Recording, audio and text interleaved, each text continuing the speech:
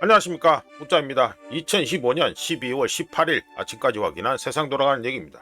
들어가기 앞서 구독, 좋아요, 그리고 회원가입 감사합니다. 그럼 뉴스 보시죠. 예, 이재명 대통령 원전에 내 편 왜 가르냐? 과학적 토론해야 된다. 과학적 토론을 한다는 사람이 환단고기 떠듭니까? 예, 김성환 장관 향해 웃으며 민주당이란 못 믿겠다. 장난치네. 장난치네. 에? 뭐 업무 보고 이거를 장난치고 앉아있네. 팬 전용 방송하려고 지금 이거 비싼 세금 들어가지고 이 짓 하고 있는 거요. 잘 오고 있고요. 잘 오고 있는데 지금 환율 꼬라지 전혀 안 보는 모양인데 환율 안 보면요 내년 지방선거도 볼 필요가 없습니다. 넘어가고요. 예, 이재명 업무 보고 바로 후 뒤에서 딴 얘기 국민 무서워해야. 이학재. 예. 이거는 옆에서 앉아가지고 시 쪼개고 앉아있네. 외화 밀반출 소관기관 댓글. 야, 대통령이라 되는데 댓글을 보고 이 얘기를 한다? 야, 환장하겠는데. 야, 갈수록 싼 마인데. 이런 거는 하면 안 되죠. 이게 뭡니까? 이게 대통령이 되는데 대통령 옆에 붙어 있는 인간이 도대체 몇 명인데, 그리고 전부 다 머리 좋다고 하는 인간들은 다 붙어 있잖아. 그런데 이게 뭡니까? 이게 외환 밀반출 소관기관 댓글에 나와 대중은 다 안다. 이것도 대중은 또 낀 거 놓고 앉아가지고 우리 팬들은 다 알고 있다 이 소리네. 정말 심각합니다. 정말 심각하고요. 혜택 누리며 책임 다하지 않는 건 도둑노십보. 혜택 누리고 책임 다하지 않는 건 도둑노십보를 했는데 대장동 집단한테 무려 7천억 원이나 이상이 편의를 봐주고 있는 이재명 정권은 도대체 무슨 십보입니까? 넘어가자. 댓글이나 보고 떠드는 거 앉아있는 수준인데. 운명의 날 김건희, 권선동, 윤영호 모두 1월 28일 선고다. 김건희는 징역 15년. 어이구야. 예. 권선동, 윤영호는 4년? 보자. 권선동이 1억 받은 거 아니야? 1억 받았다고 지금 떠들고 있는데 1억 받았는데 보자, 이거 4년이면 그러면 전재수는 도대체 몇 년을 봐야 되는 거야? 전재수는 보자 4천만 원 아니에요 지금 나오는 게. 그러면은 못해도 1년은 후딱 넘어가야 되겠는데. 자, 질문 던집니다. 권선동이가 1억 받았다 하는데 거기 4년이면 전재수는 도대체 얼마나 구형을 할란지, 특검, 똥검, 똥검 이것들한테 기대가 안 되지만 똥검들 어찌 할란지 한번 봅시다. 넘어가고요. 김범석 없는 쿠팡 청문회 외국인 대표 무슨 말인지 모르겠다. 아이고야. 뭐 찍이네. 한국어 못해요. 이해 안 돼요. 동문서답이 여자 모두 수압이 바지 사장 질타. 야, 지기는데 이게 대놓고 K 국회 엿먹이려고 이 사람을 갖다 놨다. 끝내줍니다. 야, 뭐 요즘 K 국회 뭐 수준 보면 뭐 이 짓 해도 되지 뭐. 당사자 해명이야. 정정 해명. 요거 김병기도 만난 거. 에이, 이것도 봐보면 아주 참 재밌지요. 예, 이거 저 아는 사람 다 아는데 김병기하고 이 쿠팡 관계자 만난 데가요, 일반적인 데서 만난 게 아닙니다. 한번 관련해서 어디서 만났는지 한번 찾아보세요. 따로 별도로 룸을 잡아가지고 거기서 해가지고 밥 먹은 겁니다. 예, 밥값도 엄청나게 나왔죠. 자, 넘어가고요. 이거 뭐 김병기 이런 거지. 하여간 대장동 집단들 하여간 끝내준다 진짜. 대북 정책 주도권 갈등에 통일부 심 통일부 갈등 사상권과 미결자인데 잘하는데. 친명주의도 통일부가 주체적으로 해야. 어이쿠, 당내 한반도 평화 전략위 설치. 그놈의 전략위는 백날 설치해봤자 아무짝도 쓸데없고요. 이것도 간단하게 얘기합니다. 뭐 이라고 앉아. 이거 정동영이 이거 뭐 통일교 이건 어찌 될란가 모르겠고, 뭐 물론 이제 그냥 덮었지. 보나마나 덮었지. 예전에 그 정동영이가 이재명 사수했잖아. 하여간 덮었지. 근데 간단하게 코멘트하면 이재명 정권이 대놓고 역사의 길이 남을 종미질을 하고 앉아 있는데, 우자견적으로 IMF 시즌2 얘기를 여기 유튜브 방송에서도 계속했습니다. 계속한 가운데 미국이랑 한판 붙자는 분위기죠. 예, 미국이랑 한판 붙자. 근데 나중에 첫 두들겨 맞아가지고 복장 답답할 때 어떻게 될는지 한번 보자. 그리고 우짜겐 쪽으로요, 지금 방송에서도 여러 차례 말씀드렸는데 통일부, 여가부, 이거 없어져야 됩니다. 이거 아무짝에 쉴 데 없습니다. 통일부하고 여가부는 무조건 없어져야 됩니다. 세금만 처받아 먹어야 되고. 국힘 개혁신당 통일교 특검 공조 본격화다. 주중 법안 발의. 빨리 내놔라. 이것도 안 내놓으면 이거는 문 닫아야 되고요. 대한변협등 추천한 무게 개혁신당은 특검 대상으로 일단 통일교 한정 입장. 요거는 뭐 세부적인 디테일한 데서 약간 이견이 있다 이 말이네. 예. 신속히 뭐 당연히 신속해가지고 뭐 빨리 해가지고 하라고 압박을 넣어야지. 추천권하고 수사 범위는 국힘은 그 중립 쪽에 해가지고 거기서 뽑아야 된다는 거고 개혁신당은 자기들이 해가지고 이거는 뭐 안 된다는 건데 이거는 하지 말자는 얘기인데 이렇게 하면 예, 예, 뭐 줄줄이 뭐가 나오네. 네. 그러니까 국힘은 민주당, 그리고 통일교가 금품수수 의혹, 그리고 민중기 특검. 그렇지. 민중기 특검도 나오네.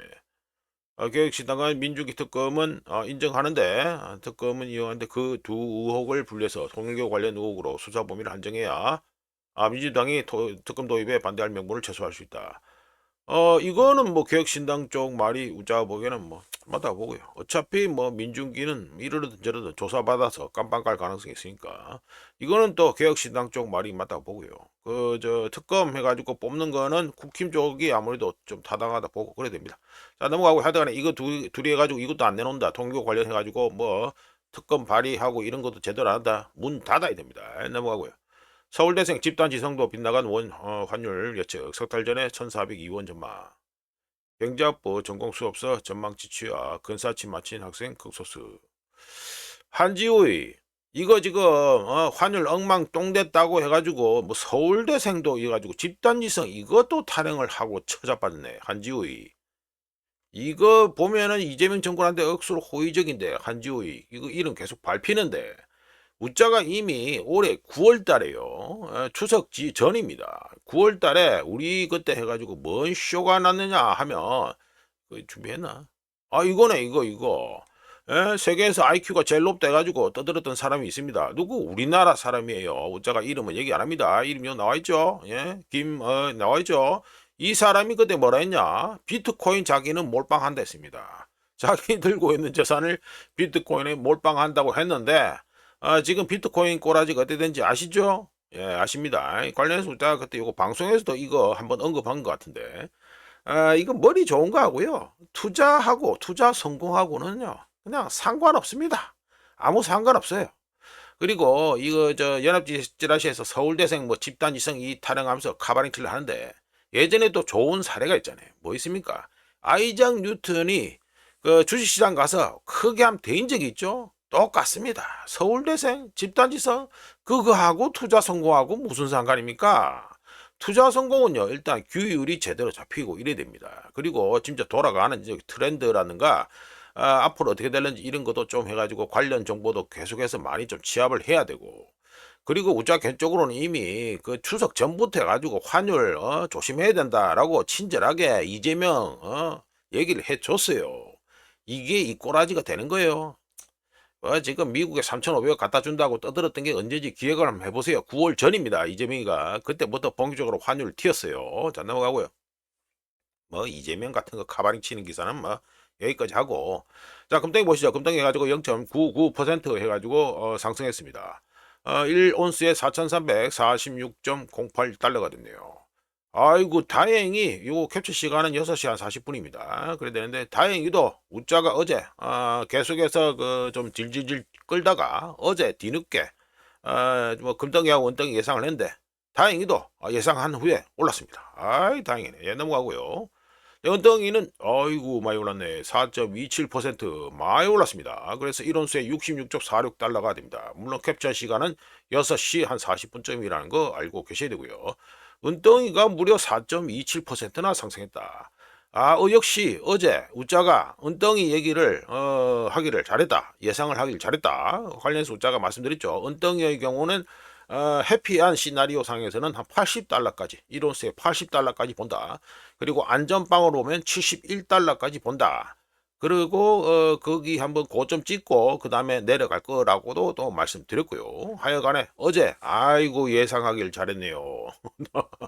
요거 하루라도 지난 다음에 떠들면은 너 올라간 거 보고 떠드는 거 아니야? 이런 소리 들을 뻔했는데 아이고 어제 얘기를 잘했네. 자 넘어가고요. 자 달랑 됐습니다. 0.26% 상승해서 98.40이 되었습니다. 예, 202평선, 52평선, 22평선 뭐 다 만나가지고 크로스 나고 난리도 아니고요 지금. 어제 좀 올랐죠. 어제 가지고 작대기 좀 세웠다가 다시 좀 장중에 좀 내려가가지고 해가지고 마무리가 98.40이 되었다 이게 되고요. 지금 달러 인덱스가 어디로 튈는지 알고 저 상당히 궁금하다 이게 되는데 관련해서 우짜가 지금 계속 말씀드리는데 유동성 문제 해결되지 않았습니다. 이거는 분명히 알고 계셔야 됩니다. 유동성 문제가 전혀 해결되지 않고 있다. 오늘은 또 얘기할 게 많아서 말씀 안 드리겠는데 JP 모건에서요 이거 패드에 맡겨놓은 돈 빼가지고 미 국채 샀습니다. 이거 관련해서 요거는 또 우짜가 내일 말씀드릴게요. 오늘은 뭐 QT 끝나고 뭐 문제는 여전 등등 뭐 여러 가지 또 떠들어야 되기 때문에 시간은 뭐 예전에 우짜가 유튜브 시작할 때처럼 뭐 1시간씩 떠들고 이래 가지고는 안 되죠. 듣는 분들도 뭐 귀에서 뭐 피가 날 정도가 될 것 같으니까 한 40분 안에는 무조건 꺼내야 되죠. 하여튼 그걸 관련해서 내일 또 말씀드리겠습니다. 자 넘어가 가지고요. 환율이 어제 해가지고 상당히 재밌었습니다. 요게 보면은 아침에 우짜가 한 6시 넘어서 6시 한 반, 요게 6시 한 반, 뭐 이때 가지고 본 건데 보면은 새벽에 5시에 아이고 잠도 제대로 안 되고 또 짝대기 하나씩 세워가지고 도시락 폭탄 던진 거 자국이 또 남아있죠. 여기도 살짝 있고 이 앞전에는 뭐 말할 것도 없고요. 어제 뭐 밤새도록 해가지고 뭐 여러 가지 볼 게 많았습니다.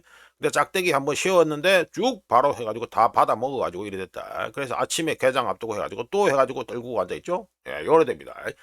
도시락 폭탄 계속 던지고 앉아있는데 도대체 어디서 돈이 나와가지고 어디서 돈이 나와서 이렇게 던지고 앉아있는지 상당히 궁금하다. 예? 이거 왜 안 보유고 왜 안 보유해 이제 앞으로 어떻게 발표될런지 그것도 궁금하고요. 지금 1477 지금 절단입니다. 우짜가 말씀드렸죠. 1480원이 방어선이다.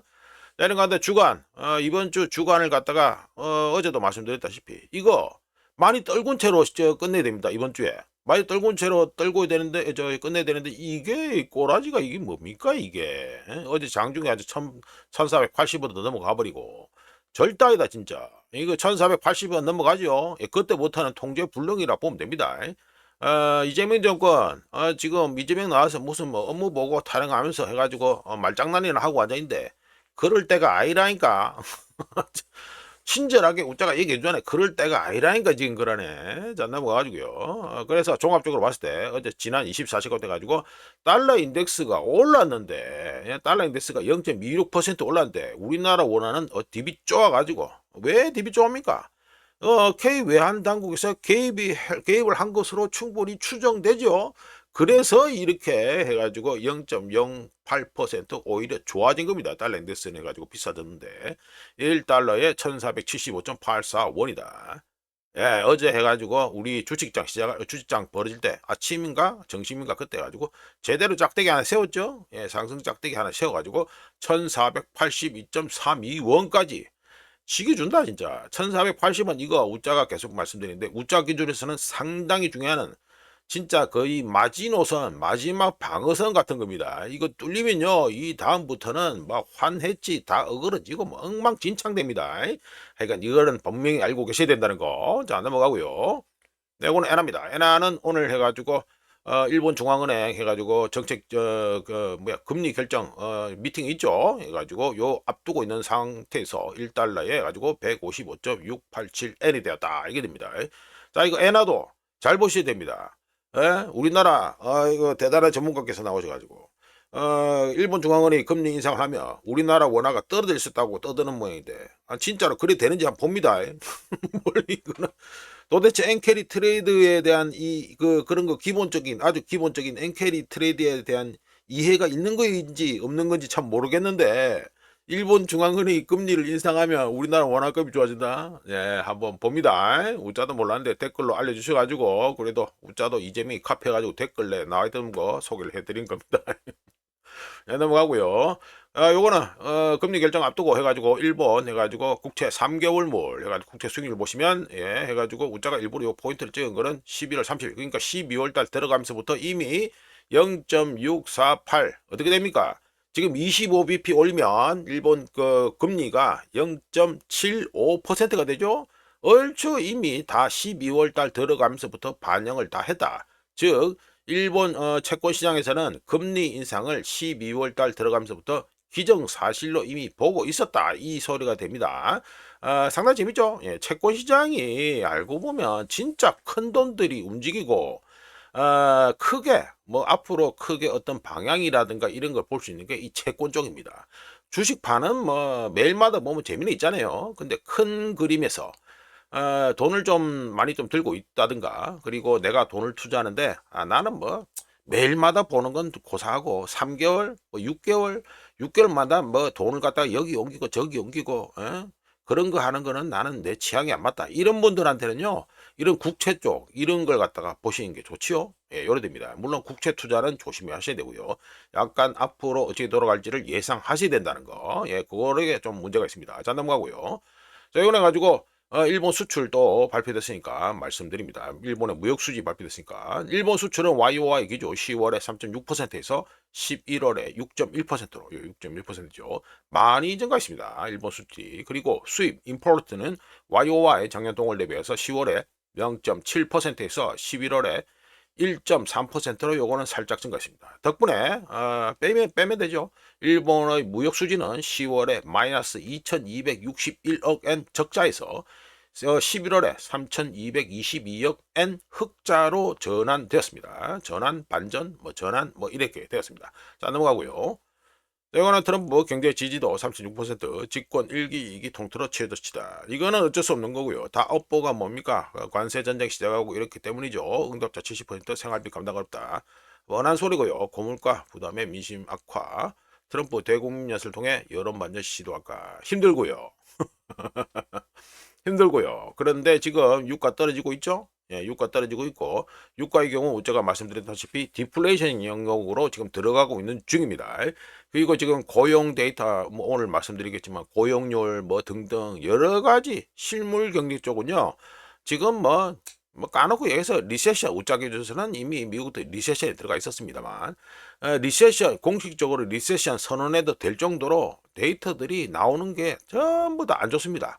전부 다 안 좋기 때문에 이거 지금 뭐 대국민 연설 한다 하는데 크래시 한번 내면 될 것 같고요. 근데 지금 트럼프가 주식판을 갖다가 폭락을 안 시키면 또 중간선거 걱정 때문에 그 짓은 또 못할 것 같고 하여간 뭐 이러지도 못하고 저러지도 못하고 이런 상황이다. 뭐 관련해서 우자가 서부 텍사스에 올려놓고 조금 말씀드리죠. 요거는 관련해서 우자가 어제 가지고 회원용으로 해가지고 유가 하락했다가 급등하나 거기에 관련해서 말씀을 드렸는데 마침 트럼프가 경제 지지도가 36%로 많이 떨어졌다 하니까 조금 말씀드립니다. 미국 세일 산업의 경우에는요 투자자들이 요구하는 현금 흐름을 유지하기 위해 최소 1배럴에 55달러가 필요합니다. 예, 손익분기점이 55달러라는 소리죠. 이것도 업계 평균입니다. 예, 업계 평균으로 봤을 때 55달러, 최소 55달러고요. 지금 그 셰일 지대 이런 거 그런 퀄리티가 안 좋다든가 뭐 그리고 각각 회사들의 밸런스 시트가 좀 빡빡하다든가 이러면요 55달러가 아니고 70달러까지 올라갑니다. 여기까지 올라갑니다. 여기까지. 하여간에 최소로 잡았을 때 이거 1배럴에 55달러가 필요한데 현재 유가 이 서부 텍사스유는 겨우 요 수준을 살짝 넘고 있는 수준이다. 어제 가지고 2.64% 그나마 올려가지고 1배럴에 56.73이죠. 그래도 우자가 디플레이션 영역이라고 말씀드린 57달러 밑에 있습니다. 하여간에 이런 가운데 트럼프가 뭐라고 떠들었습니까? 드릴 베이비 드릴 해죠. 야 뚫어 계속 뚫어 뭐 이래가지고 외쳤지 않습니까? 그리고 현재 저유가 이 기름값 싸졌다 이거를 갖다가 아주 축하하고 있겠지요. 지금 뭐 국민들한테 대국민 연설한다는 것도 보나마나 뻔합니다. 이 기름값 가지고 분명히 떠들 건데 이거를 갖다가 저유가 이걸 갖다가 축하하는 것은요 트럼프 행정부가 원한다고 주장하는 뭡니까 드릴 베이비 드릴 이 시추 능력을 오히려 저해하는 행위고요. 다르게 비싼 말로 하면 정책적 모순이 됩니다. 우자가 뭐 관련 영상에서도 이미 말했는데 미국 셰일업계의 현재 상황에 대해서 우자가 말씀드릴게요. 미국 셰일업계는 인수합병 열풍은 끝났고요. 인수합병 대상이었던 소규모 독립석유 회사들은 이미 현재 셰일 판때기에서 이미 사라졌습니다. 없어졌어요. 이제 남은 거는 주주들 눈치를 봐야 되는 대형 통합 기업들, 그러니까 상장 기업들이죠. 그리고 이들은 정치적 메시지, 트럼프의 정치적 메시지에 부응하기 위해 수익성도 없는 시추 작업을 일부러 할 생각이 없습니다. 따라서 트럼프가 저유가를 정치적 승리로 자축하고 있겠지만 분명히 떠들 겁니다. 그냥 근시안적인 짓이라고 우자는 분명히 말할 수 있고요. 앞으로 넉넉하게 잡아서 18개월, 그러니까 1년 반이나 24개월, 2년 후에는 현재와 정반대 상황이 벌어질 것으로 우자 개인적으로 예상합니다. 넉넉하게 잡아서 왜 우자가 그렇게 예상하느냐? 유가가 1배럴에 60달러 밑으로 떨어져 있는 동안, 그러니까 서부 텍사스 기준으로 해가지고 60달러 밑으로 떨어져 있는 동안, 여기 60달러가 어딥니까 이거? 70, 60이 오래되는 60. 60달러 밑으로 떨어져 있는 동안 미 셀러계는 시추 능력 감축을 가속화할 것이기 때문입니다. 덕분에 현재 우리가 유가에 단순히 기름값에 집중하는 사이에 공급 부족은 조용히 심화될 예정입니다. 분명히 심화될 것이고요. 우자가 장담합니다. 이거는 저유가 기름값 싼 거고요. 그리고 기름업계 미쉐일업계한테 증산을 해라 요구하는 건요, 이재명 말하는 것처럼 앞뒤가 하나도 안 맞는 얘기입니다.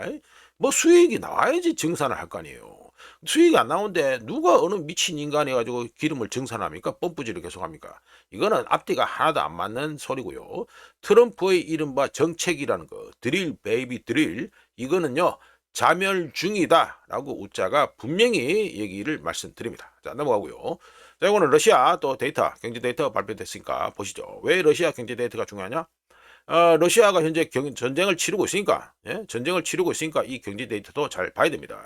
역사적으로 봤을 때 그냥 우한폐렴 같은 역병을 갖다가 두들겨 맞고 그냥 가는 것보다 그나마 전쟁 치르는 게 경제 회복에는 나은데요. 그거는 뭐 영란은행의 600년이 넘는 데이터 쌓여 있는 걸 통해서 그렇게 입증이 되고 있는데, 지금 현재 전쟁을 치르고 있는데도 불구하고 러시아의 이 생산자 물가지수 PPI가 또 마이너스로 들어갔습니다. 말씀 들어보면 러시아의 PPI 생산자 물가지수가 YOY 작년 동월 대비해서 10월에 0.7%에서 11월에 마이너스 1.1% 다시 마이너스 영역 네거티브 테러토리에 다시 들어갔고요. 계속해서 퐁당퐁당 들어가죠. 그리고 MOM 전월 대비로 해서도 10월에 0.9%였는데 11월에 마이너스 0.9%로 아이고 이거는 뭐 전월 대비인데도 엄청 떨어진 겁니다. 지금 러시아 경제도요 해가지고 지금 푸틴이 해가지고 단도를 좀 잘 해야 된다. 전쟁을 치르고 있는데도 불구하고 이렇게 물가가 떨어지고 생산자 물가 지수는 마이너스로 들어가고 이런 거는 결코 좋은 건 아닙니다. 예, 결코 좋은 건 아닙니다. 전쟁이 치르면 뭐 사람도 부족하고 물자도 부족하고 이래야 되는데 이게 마이너스가 난다는 거, 이제 트럼프라다. 푸틴하고 러시아 중앙은행 여의장이죠. 예, 여의장. 그래가지고 여기가 좀 잘해야 된다. 물론 실력은 러시아 중앙은행 여자은행 장이 해가지고 실력이 좋다는 건 이미 입증됐으니까 말아서 잘 하겠죠. 예, 넘어가고요. 예, 요거는 헤지펀드가 그러니까 서버린 뎁, 그러니까 각국의 국채들 갖다가 해가지고 홀딩 계속 갈수록 좀 더 많이 늘어나고 있죠. 그러니까 점점 많이 더 수집하고 있다. 이걸 갖다가 파이낸셜 타임스에서 해가지고 기사 나온 건데 역시나 유료기 때문에 캡처만 화면 캡처, 차트 캡처만 했습니다. 간단하게 말씀드리면 뭐 벌써 23분이야? 헤지 펀드들이 국채 익스포저, 예, 국채 익스포저 여기 있죠? 헤지 펀드 익스포저, 서버린 뎁가 나와 있죠. 그러니까 헤지 펀드들이 각국 뭐 주요 국가들의 국채를 익스포저, 그러니까 많이 산다 이 말입니다. 많이 사서 언제부터 2013년부터 해서 꾸준히 각국의 국채를 많이 사는 걸 해가지고 꾸준히 늘어가지고 2025년에는 얼마? 7조 달러에 도달했습니다. 이 중에서 미 국채, 이거 보면 US 나와 있죠. 미국 색깔 진한 거. 미 국채가 그 중에서 4조 달러를 넘기면서 절반 이상을 차지했습니다. 자, 근데 요 문제가 있습니다. 지금 헤지 펀드가 이렇게 국채를 계속해서 수집하고 있는데 엔캐리 트레이드 청산 같은 이벤트가 발생할 경우에 가장 만만하게 던질 수 있는 게 뭐냐면 국채입니다.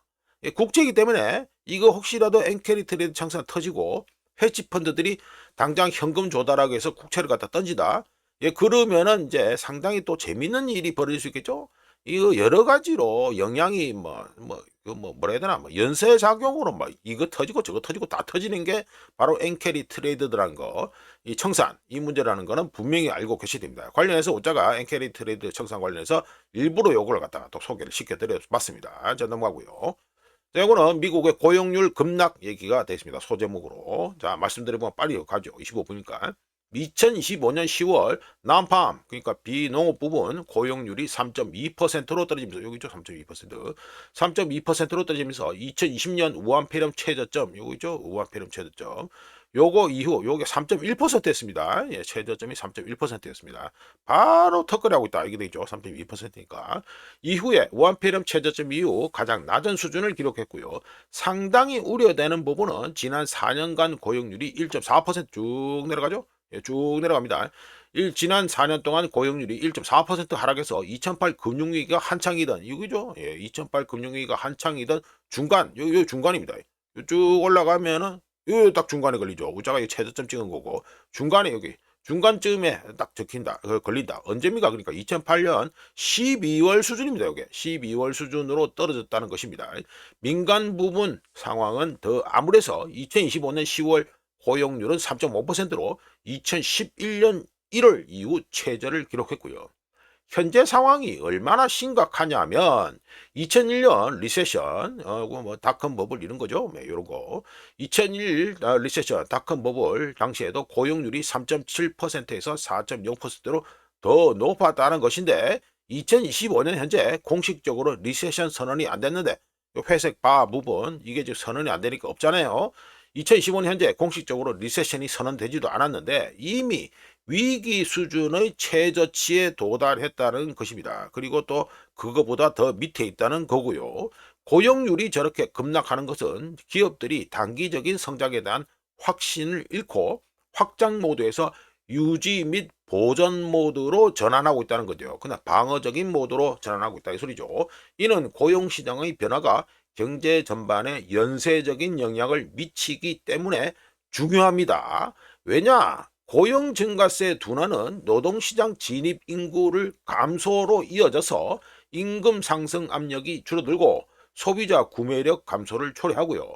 그리고 또 어떻게 됩니까? 소비 지출 감소는 기업 매출 감소로 이어지고 결국에는 기업들이 더 적은 고용을 하면서 악순환이 반복되게 만듭니다. 둠 루프 뭐 등등, 피드백 루프 등등, 이게 반복되게 만든다 이렇게 됩니다. 개인에게도 어떻습니까? 고용시장의 경직성이 빠르게 완화되면서, 즉 일자리를 갖다가 사람 수보다 일자리 수가 좀 많아야 좋은데 그게 아니고, 일자리 수보다 사람 수가 많아져 버리면 이게 고용시장의 경직성이 빠르게 완화된다 이게 되죠. 이러면 어떻게 됩니까? 구직과 임금 인상이 더 어려워지게 됩니다. 경제 전체적으로는 고용 위축이 미래의 소비자 지출 감소를 예고하고요. 기업들의 실적에 압박을 가하면서 패드의 미 연준의 금리 인하 가능성을 높이게 됩니다. 결론은 뭐가 되겠습니까? 경제의 가장 강력한 버팀목, 특히 어디 미국 경제의 가장 강력한 버팀목 중 하나인 노동시장. 왜 이게 강력합니까? 뭐 다른 나라도 다 똑같습니다만 소비와 관련되니까 노동시장에 심각한 균열이 생기고 있으며, 고용률 급락은 인플레이션 기대치와 소비자 신뢰에 부정적인 영향을 미치게 될 것입니다. 그럼 이 관련해서 요 하나만 있냐? 아니죠. 또 해가지고 보시면, 예, 요거 해가지고 차트, 또 블룸버그 차트인데, 블룸버그는 미국 기업 환경이 소비 시장과 마찬가지로 독특한 K자, 예, K자, K, 요거죠. 짝짝알라지죠. K자형, K-쉐입을 그리고 있다면서 월스트리트의 끊임없는 이익과 주가 상승이 경제 전반에는 별다른 영향을 미치지 못하고 있으며, 점점 더 많은 중소기업들이 어려움을 겪고 있다고 하면서 중소기업 파산 건수가 증가하고 대출 연체율은 수년 만에 최고치를 기록했다라고 말하고 있습니다. 뭐 여기 대충 보시면 해가지고 일자리 해가지고 자른 거 그거죠. 예, 차트 보시면 쭉 나갑니다. 500인 이상 기업과 한 명에서 50인 해가지고 기업들의 상황이 지금 일자리를 자르는 게 극명하게 갈라지고 있다는 거, 예, 알 수 있겠죠. 넘어가고요. 네, 오늘 또 오라클 CDS 스프레드 해가지고 차트가 나왔기 때문에 말씀드립니다. 스타게이트 프로젝트 일환으로 오라클이 오픈 AI와 함께 미시건주에 100억 달러짜리 1기가와트급 AI 데이터 센터를 건설하려고 했고요. 이거는 뭐 다 아는 얘기고. 하지만 오라클의 AI 데이터 센터 투자 증가와 1080억 달러까지 급증한 오라클의 부채에 대해 투자사들, 대표적으로 뭐 우리나라 말로 하면 뭐 채권단이 되겠죠. 이제 빚장난하면 빚채권단이 되니까 하여가 지금은 투자사를 하고, 투자사들이 오라클의 상환 능력이 걱정된다고 했고요. 이 중에서 블루아울의 경우, 요거 우자가 AI 관련 본 컨텐츠에서도 한번 소개한 적이 있는 그 회사 이름이 블루아울입니다. 블루아울은 기존보다 훨씬 더 엄격한 대출 조건을 제시했습니다. 하지만 오라클은 그 조건에서는 뭐 돈 못 받겠다, 대출 못 받겠다 하면서 프로젝트 자체를 갖다가 잠정 중단했고요. 참고로 오라클은 오픈 AI와 3천억 달러 규모의 계약을 체결했는데, 이 계약의 경우 2027년까지 수익이 발생하지가 않습니다. 단 한 푼도 수익이 발생하지 않습니다. 그러면 어떻게 됩니까? 오라클에서 초기 투자금에 대해서 막대한 자금을, 제가 관련 영상에서도 본 컨텐츠에서 말씀드렸는데, 카드를 막 미친 듯이 한도까지 끌고 있다라고 해가지고 말씀드렸는데, 초기 투자금에 막대한 자금을 쏟아붓고 있는 중이고요. 하여간 블루아울과 틀어졌다는 소식에 오라클의 신용 등급이 안 좋아지면서 오라클의 CDS 크레딧 디폴트 스왑 이 스프레드가 151을 갖다가 넘기면서까지 상승해서 2009년 이후 최고치를 찍었고, 2025년 12월 현재 시장에서는 오라클의 채무 불이행 가능성을 12% 이상으로 현재 반영하고 있는데, 위험 신호고요. 이거 더 큰 문제는 AI 인프라 구축 자금 조달이 어려워지고 있다. 전반적으로 어려워지고 있다는 문제가 있습니다. 이 관련해서 우리가 또 얘기를 할 건데, 각국 각 개별 지역마다 해가지고요, 지방마다 해가지고 지금 AI 데이터 센터 건설 못하게 하자 해가지고 모라토리엄 선언까지 나오고 있는 중입니다. 이것도 따로 우자가 또 뭐 내일이나 모레나 또 말씀드릴게요. 우자가 AI 관련 영상에서 본 콘텐츠에서 에너지, 즉 전력 문제를 갖다가 얘기했는데, 이 전력 문제까지 갈 필요도 없이 자금 조달 쪽에서 문제가 이미 터지고 있고요. 과도한 부채를 이유로 주요 투자사 또는 뭐 앞으로 향후 채권단이 될 친구들, 이 친구들이 수십억 달러짜리 프로젝트 투자를 꺼리기 시작하면 AI 컴퓨팅 역량 구축 경쟁, 누구하고 붙고 있습니까? 중국하고 붙고 있죠. 이 경쟁이 불안해질 수 있다. 예, 이렇게 말씀드립니다. 자, 넘어가고요. 아이고, 뒤에 떨고 있는데 이거 또 시간이 이래 되네. 예, 이거는 해가지고 마이클 버리입니다. 마이클 버리가 아주 의미심장한 차트를 올려놓고 얘기를 했기 때문에 우자가 소개를 지켜드리죠. 빨리 말씀드리겠습니다. 마이클 버리가 1950년대 이후 미국 가계들의 순자산에서 주식과 부동산이 차지하는 비율, 요 비율 변화를 보여주는 의미심장한 차트를 갖다 하나 올렸는데, 2020년대 들어서면서부터 해가지고 요 리세션 바요 있죠. 그러니까 2020년대 이후 이 들어서면서 주식이 차지하는 비율이, 부동산 비율 요 청색이라 남색이 주식 부동산 비율이고요. 미국 가계들의 부동산 비율이고, 요게 주식 비율입니다. 그러니까 이게 디비졌죠? 예, 디비졌습니다.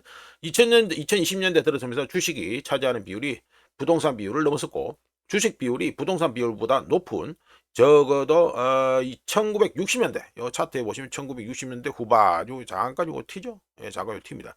그리고 또 언제 했습니까? 1990년대 요기죠? 요거는 제대로 해가지고 디비졌습니다. 1990년대 후반 딱 두 차례 있었습니다. 이거 두 번 모두 해가지고 뒤에는 어떤 일이 일어났습니까? 수년간에 이어진 약세장, 예, 약세장이 뚝 떨어지죠? 예, 약세장이 이어졌다는 거. 그리고 이 말은 뭡니까? 이 두 번 다 디비졌을 때 수년간 이어지는 약세장 직전에 있었다는 소리가 됩니다. 가게들이 주식 투자에 더 집중하면서 주식시장 변동성에 더 취약해지고 있다는 걸 뜻하는데, 주식에 더 많이 투자되어 있는 돈을 갖다 더 많이 넣는 경우 시장이 하락하면 자산 손실이 빠르게 발생합니다. 참고로 2025년 현재 주식 판의 문제의 핵심은 뭐다? 집중입니다. 집중, 컨센트레이션인데, 가계 주식 투자 중 상당 부분이 인덱스 펀드에 집중되어 있고요. 자, 이거 미국만 해당되는지 우리나라도 해당되는지 잘 생각해 보세요.